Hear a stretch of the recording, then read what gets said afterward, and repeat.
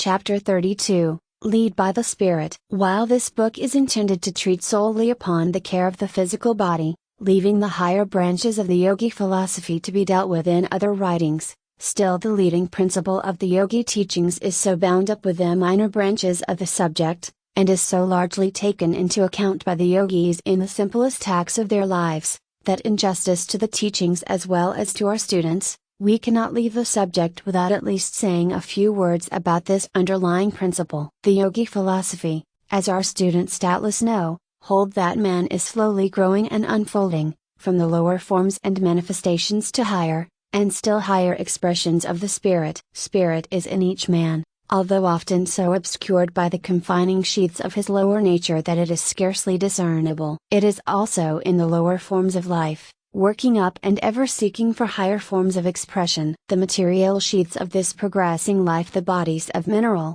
plant, lower animal and man, are but instruments to be used for the best development of the higher principles. But, although the use of the material body is but temporary, and the body itself nothing more than a suit of clothes to be put on, worn, and then discarded, yet it is always the intent of spirit to provide and maintain as perfect an instrument as possible. It provides the best body possible, and gives the impulses toward right living, but if from causes not to be mentioned here, an imperfect body is provided for the soul, still the higher principles strive to adapt and accommodate themselves to it, and make the best of it. This instinct of self-preservation, this urge behind all of life, is a manifestation of the spirit. It works through the most rudimentary forms of the instinctive mind up through many stages until it reaches the highest manifestations of that mental principle. It also manifests through the intellect, in the direction of causing the man to use his reasoning powers for the purpose of maintaining his physical soundness and life. But, alas! The intellect does not keep to its own work, for as soon as it begins to be conscious of itself it begins to meddle with the duties of the instinctive mind, and overriding the instinct of the latter, it forces all sort of unnatural modes of living upon the body, and seems to try to get as far away from nature as possible. It is like a boy freed from the parental restraint, who goes as far contrary to the parents' example and advice as possible just to show that he is independent. But the boy learns his folly, and retraces his steps, and so will the intellect. Man is beginning to see now, that there is something within him that attends to the wants of his body, and which knows its own business much better than he does. For man with all his intellect is unable to duplicate the feats of the instinctive mind working through the body of the plant, animal or himself. And he learns to trust this mental principle as a friend, and to let it work out its own duties. In the present modes of life which man has seen fit to adopt, in his evolution,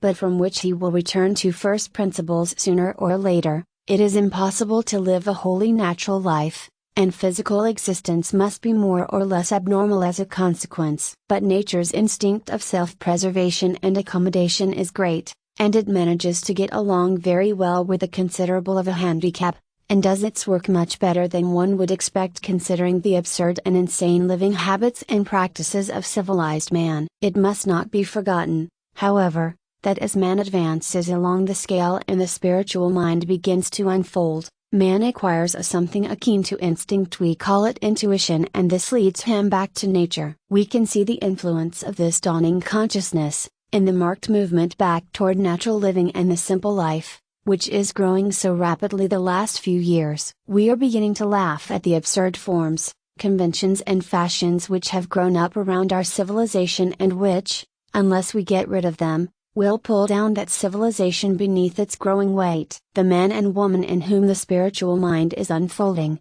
will become dissatisfied with the artificial life and customs, and will find a strong inclination to return to simpler and more natural principles of living, thinking and acting, and will grow impatient under the restraint and artificial coverings and bandages with which man has bound himself during the ages. He will feel the homing instinct after long ages: we are coming home. And the intellect will respond, and seeing the follies it has perpetrated, will endeavor to let go and return to nature, doing its own work all the better by reason of having allowed the instinctive mind to attend to its own work without meddling. The whole theory and practice of Hatha Yoga is based upon this idea of return to nature, the belief that the instinctive mind of man contains that which will maintain health under normal conditions, and accordingly those who practice its teachings learn first to let go, and then to live as closely to natural conditions as is possible in this age of artificiality. And this little book has been devoted to pointing out nature's ways and methods, in order that we may return to them. We have not taught a new doctrine,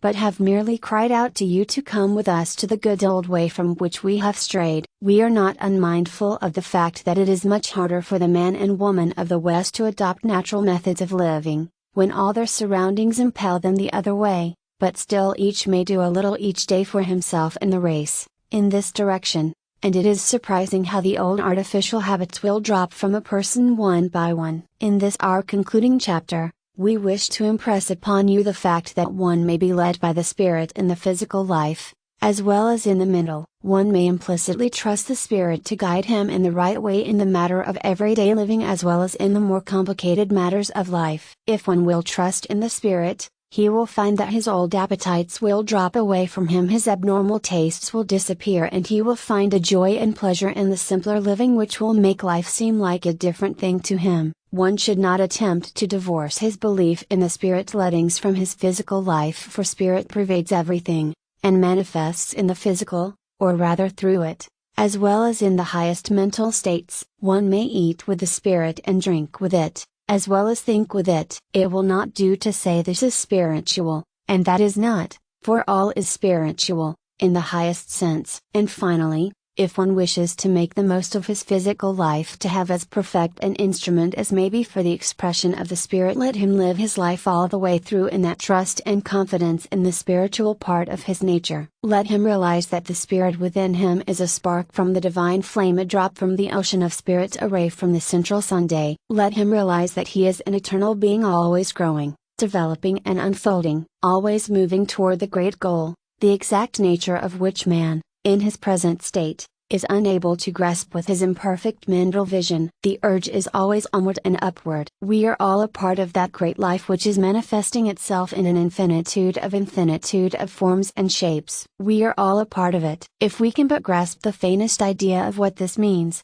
we will open ourselves up to such an influx of life and vitality that our bodies will be practically made over and will manifest perfectly. Let each of us form an idea of a perfect body, and endeavor to so live that we will grow into its physical form, and we can do this. We have tried to tell you the laws governing the physical body, that you may conform to them as near as may be, interposing as little friction as possible to the inflow of that great life and energy which is anxious to flow through us. Let us return to nature, dear students, and allow this great life to flow through us freely, and all will be well with us. Let us stop trying to do the whole thing ourselves. Let us just let the thing do its own work for us. It only asks confidence and non-resistance. Let us give it a chance,